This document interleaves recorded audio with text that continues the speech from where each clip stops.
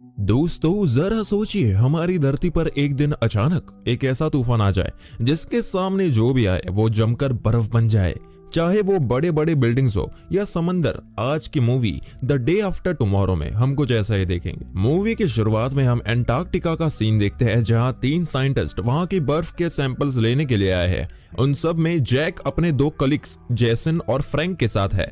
वहां अचानक सरफेस टूटने लगती है और बर्फ डसना शुरू हो जाता है, और जिससे एक बहुत बड़ी खाई बन जाती है। और उसी खाई के अंदर जेसन गिरने वाला था, लेकिन उसे बाकी दोनों बचा लेते हैं। और वो लोग देखते हैं कि एंटार्क्टिका की सरफेस टूटकर अलग होने लगती है। इसे देखकर वो तीनों काफी हैरान होते हैं कि ऐसा कैसे हो सकता है।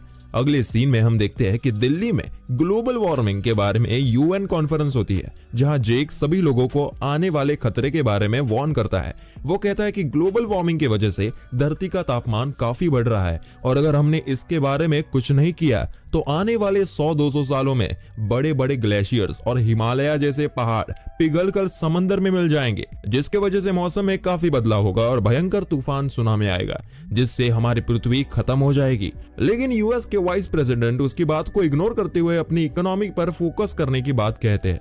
बाहर जाके जेक की मुलाकात प्रोफेसर टेरी रेप्सन से होती है, जो कि काफी फेमस ओशनोग्राफर है। टेरी जेक की तारीफ करता है कि उसकी बातों से सहमत होता है। अगले सीन में हम देखते हैं कि टोक्यो में काफी तेज बारिश हो रही थी। लोग इस बीच अपने नॉर्मल रूटीन को फॉलो कर रहे थे कि अचानक आसमान से बर्फ के बहुत बड़े बड़े गोले गिरने लगे, जिससे लोगों में काफी हलचल मच गई। ये बर्फ के गोले इतने बड़े थे कि इनके गिरने से लोगों की मौत होने लगी। इसके बाद हम जैक को उसके बेटे सैम के साथ देखते हैं। सैम को एक क्विज कंपटीशन के लिए न्यूयॉर्क जाना है, जिसके लिए जैक उसे एयरपोर्ट ड्रॉप करने जाता है। वही स्पेस सैटेलाइट से कुछ एस्ट्रोनॉट देखते हैं कि अर्थ पर एक अजीब से तूफान का साइज बढ़ने लगा था। इधर प्लेन में हम सैम को देखते हैं, जो अपनी फ्रेंड लॉरा और ब्रियान के साथ था। प्लेन एक तूफान में एंटर करता है और काफी शेक करने लगता है, लेकिन किसी तरह सब सेफ निकल जाते हैं। इधर स्कॉटलैंड वेदर रिसर्च सेंटर में हम देखते हैं कि टेरी को सिग्नल्स मिलते हैं कि समंदर के कई सारे पार्ट्स का टेम्परेचर काफी तेजी से गिर रहा है। वो समझ जाता है कि जैक की थियरी सही थी। न्यूयॉर्क सिटी में जब सैम और उसके दोस्त पहुंचे हैं, तो वो देखते हैं कि बड़ी संख्या में बर्ड्स कहीं दूसरी जगह जा रहे हैं। ये देखकर सैम काफी हैरान होता है। यही नहीं, बल्कि एक जू के कुछ एनिमल्स को भी शायद आने वाले तूफान का अंदाजा हो गया था। इधर क्विज स्टार्ट होता है, जहां काफी सारे स्कूल्स के स्टूडेंट्स ने पार्टिसिपेट किया था। इन्हीं में से एक स्कूल का लड़का जेडी लॉरा से फ्लर्ट करता है, जिससे सैम को जेलेसी होती है। सैम लॉरा को पसंद करता है और उसे क्विज में कोई इंटरेस्ट ही नहीं है। वो तो सिर्फ लॉरा के साथ टाइम स्पेंड करने के वहां गया था। अगले सीन में हम देखते हैं कि टेरी देर रात में जैक को कॉल करके बताता है कि उसकी थियरी बिल्कुल सही है, क्योंकि अटलांटिक ओशन में काफी तेजी से टेम्परेचर गिर रहा है, जिस वजह से काफी ज्यादा तबाही होने वाली है। जैक ये सुनकर काफी हैरान होता है, क्योंकि उसे लगा था कि ये तो 100-200 साल बाद होगा। इसके बाद हम देखते हैं कि लॉस एंजल्स में बहुत बड़े बड़े बर्फ के गोले गिरने लगे थे, और साथ ही उसे शहर में ढेर सारे टॉर्नेडोज बनने लगे थे। इन टॉर्नेडोज से पूरे शहर में तबाही होने लगती है। काफी सारे लोग मारे जाते हैं। न्यूज रिपोर्टर इस न्यूज को कवर कर रहे थे। इन्हीं में बहुत बड़ी बड़ी बिल्डिंग्स भी चकनाचूर हो जाती है। इधर एक कॉन्फ्रेंस होती है, जिसमें टॉम, जो कि वाइस प्रेसिडेंट का असिस्टेंट है, सभी साइंटिस्ट और वेदर एक्सपर्ट से बात करता है। कनाडा के पास भी इसी तरह की कुछ हालात बने हुए हैं। साइबेरिया में एयर प्रेशर काफी बढ़ चुका है। ऑस्ट्रेलिया में भी भयंकर तूफान का सिलसिला जारी है। जैक सभी को बताता है कि समंदर का करंट बदल चुका है, जिस वजह से पूरा इकोसिस्टम अनबैलेंस्ड हो चुका है, और इसी वजह से इस तरह के ढेर सारे वेदर में बदलाव का सामना ह्यूमंस को करना पड़ेगा। जैक टॉम से कहता है कि उन्हें गवर्नमेंट को अलर्ट करना होगा, लेकिन टॉम उसे पहले प्रूफ्स लाने को कहता है, जिससे वो प्रेसिडेंट को कन्विंस कर सके। जेनेट टकोड़ा, जो कि नासा की मेंबर है, उसकी हेल्प करने का डिसाइड करती है। इधर हम जैक की वाइफ लूसी को देखते हैं, जो कि एक डॉक्टर है। उसका पेशेंट पीटर, जो कि एक बच्चा है, ट्यूमर से बीमार है। लूसी उसका काफी ध्यान रखती है। जैक अपनी रिपोर्ट्स लेकर वाइस प्रेसिडेंट से मिलकर उन्हें बताता है कि वेदर काफी भयानक तरह से चेंज हो रहा है, और कुछ ही दिनों में ये और ज्यादा भयंकर रूप में ले लेगा। वो वाइस प्रेसिडेंट से कहता है कि उन्हें शहरों को खाली करवाने का ऑर्डर देना चाहिए, लेकिन वाइस प्रेसिडेंट उसकी वार्निंग को साफ साफ इग्नोर कर देता है। जैक का कहना है कि नॉर्थर्न स्टेट्स को सबसे ज्यादा खतरा है, लेकिन वाइस प्रेसिडेंट को उसकी बातों पर बिल्कुल भी भरोसा नहीं। इधर न्यूयॉर्क में सैम और उसके दोस्त जेडी के घर शेल्टर लेने आ चुके थे, क्योंकि सभी स्टूडेंट स्कूल में फंस चुके थे। 3 चॉपर ब्रिटिश रॉयल फैमिली को रेस्क्यू करने के लिए बहुत भयंकर तूफान के बीच से होते हुए निकल पड़े थे, लेकिन अचानक उनके फ्यूल जम जाता है और उनके चॉपर भी जम जाते हैं, जमीन पर गिर जाते हैं। इतना ही नहीं, बल्कि जो भी सोल्जर्स उसके अंदर थे वो भी जमकर बिल्कुल स्टैचू बन जाते हैं। टेरी ये खबर जैक को देता हुआ बताता है कि अचानक से टेम्परेचर -150 क्रॉस हो गया। जैक स्कॉटलैंड का डेटा दिखता है जिससे उसे पता चलता है कि ये यूरिकन है जो काफी तेजी से बढ़ने लगा है। इधर न्यूयॉर्क में काफी तेज बारिश की वजह से पानी का लेवल बढ़ने लगा था। जेडी कहता है कि उसका छोटा भाई बोर्डिंग स्कूल में पढ़ता है और उसे अपने भाई को बचाना जाना होगा। ये सभी लोग न्यूयॉर्क की सड़कों पर निकल पड़े थे जो कि पानी से भरने लगा था। इधर लोग एक पब्लिक लाइब्रेरी में शेल्टर्स लेने लगे थे। सारी टैक्सी सड़कों पर बंद पड़ी थी। सैम, लॉरा, जेडी और ब्रायन भी उस पब्लिक लाइब्रेरी की तरफ बढ़ते हैं, लेकिन लॉरा देखती है कि एक टैक्सी में एक बच्ची फंस गई है जिसे बचाने के लिए वो वापस जाती है। बहुत कम लोगों को अभी इस बात का अंदाजा है कि समंदर का पानी सुनामी बनकर उनकी तरफ आ रहा है। ये सारा पानी शहर के बीच से होता हुआ सभी लोगों को बहा ले जाता है। लॉरा भी इस पानी की चपेट में आने वाली थी कि सैम उसे समय पर बचाकर लाइब्रेरी के अंदर ले जाता है। जैक टेरी को एक डेटा दिखाते हुए कहता है कि वो यूरिकन्स अगले 24 घंटे में तेजी से पूरी पृथ्वी को एक बर्फ के गोले में चेंज कर देंगे। वो टेरी से कहता है कि वो स्कॉटलैंड से निकल जाए, लेकिन टेरी को पता है कि काफी देर हो चुकी है। इधर पब्लिक लाइब्रेरी में ढेर सारे लोग बच गए थे। लॉरा सैम को उसे बचाने के लिए थैंक्स कहती है। इसके बाद सैम फोन की तलाश में जाता है। जैक अपनी वाइफ लूसी से मिलता है। वो लोग अपने बेटे से कांटेक्ट नहीं कर पा रहे थे, लेकिन अचानक उन्हें सैम का कॉल आता है जो उन्हें बताता है कि वो लोग एक पब्लिक लाइब्रेरी में सेफ है। सैम पानी में डूबने लगा था। तब जैक उसे कहता है कि एक तूफान बहुत तेजी से उनकी तरफ बढ़ रहा है। ये इतना खतरनाक तूफान है जो अपने रास्ते में आने वाली चीज को पूरी तरह से जमा देगा। वो उसे वार्न करता है कि वो किसी भी हालत में बाहर ना निकले और खुद को गर्म रखे। जैक सैम से प्रॉमिस करता है कि वो उसे लेने के लिए जरूर आएगा। सैम अपने पिता की बात सुनता हुआ पानी में पूरी तरह डूब जाता है, लेकिन अचानक वो पानी से बाहर निकलकर बुरी तरह कांपता है। लॉरा उसे गर्म करने के लिए गर्म कपड़े देती है और उसे टाइट हक करती है ताकि उसकी बॉडी में गर्मी आए। अब बाहर बर्फ पड़ने लगी थी और ये सीन तो बहुत डरा देने वाला था जब एक बहुत बड़ा शिप उनकी लाइब्रेरी की बिल्डिंग के सामने से गुजरता है। सभी लोग ये देखकर हैरान हो जाते हैं। अब जब हालात दोबारा बिगड़ने लगे थे तो जैक को प्रेसिडेंट के द्वारा बुलाया जाता है, जहां जैक एक्सप्लेन करता है कि ये तूफान पूरे नॉर्थर्न हेमिस्फीयर को कवर करके बर्फ में जमा देगा। ये तूफान 8 से 10 दिन तक चलेगा, जिसके बाद धीरे धीरे अर्थ खुद को बैलेंस करने लगेगा। जब जैक से पूछा जाता है कि इस सिचुएशन में क्या करना चाहिए, तो वो कहता है कि लोगों को जितना हो सके साउथ की तरफ भेजा जाए।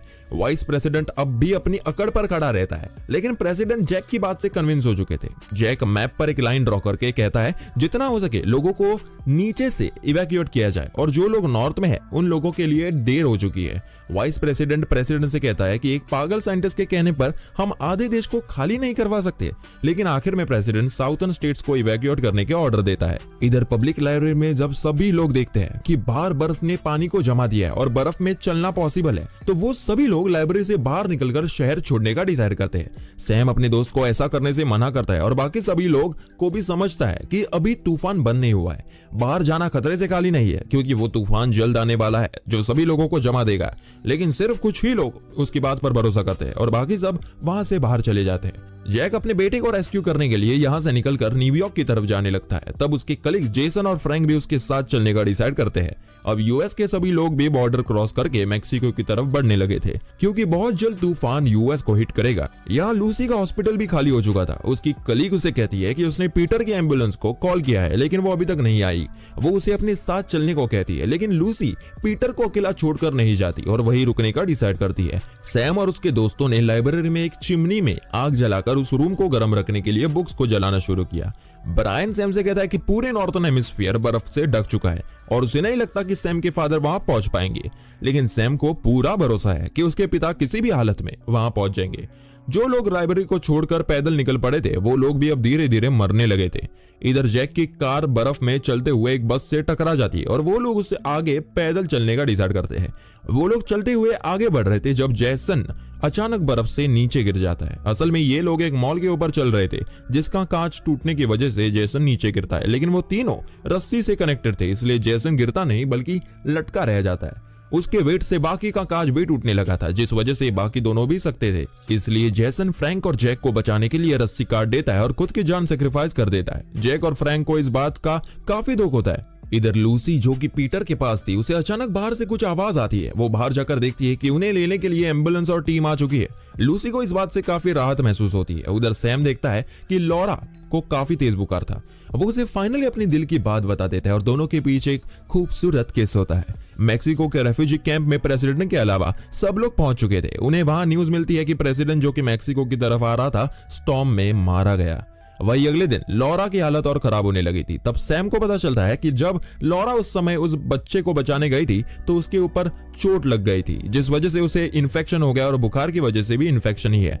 उसके इलाज के लिए उनके पास मेडिसिन नहीं थी, लेकिन सैम कहता है कि बाहर जो शिप है उसके अंदर जरूर मेडिसिन होगी। दूसरी तरफ हम देखते हैं कि सैटेलाइट से एस्ट्रोनॉट्स अर्थ का ये भयंकर नजारा देखते हैं और जेनेट को ये फोटोज भेजते हैं। जेनेट टॉम को वो फोटोज दिखाते हुए कहती है कि ये तूफान बहुत बड़ा है जिसने एशिया और यूरोप को ऑलरेडी कवर कर लिया है और 1 घंटे में ये न्यूयॉर्क को हिट करेगा। इधर बर्फ में चलते हुए फ्रैंक अचानक बेहोश हो जाता है और वहां सैम, जेडी और ब्रायन शिप में मेडिसिन ढूंढने के लिए बाहर जाते हैं। वो लोग शिप के अंदर एंटर करते हैं जो कि पूरी तरह से बर्फ से ढक चुकी थी।